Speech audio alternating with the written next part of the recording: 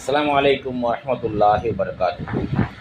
சூரத்துல் அன்ஆம் ஹலால் ஹராம் உடைய விதிகளை பற்றி 6வது அத்தியாயம் 112 முதல் 153 வசனங்கள் வரையிலும் குறிப்பிடுகின்றான்.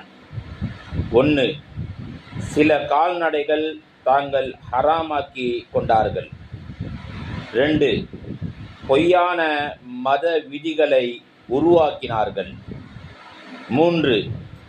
ஹலால் ஹராம் கூறும் உரிமை அல்லாஹுக்கு மட்டுமே உரியது. 4. வீணான செலவுகள் செய்யாதீர்கள் என்பதை பற்றியுடைய எச்சரிக்கையும் இன்னும் பல விஷயங்களையும் அல்லாஹ் ரப்புல் ஆலமீன் இந்த வசனங்களில் நமக்கு குறிப்பிட்டு காட்டியிருக்கின்றான்.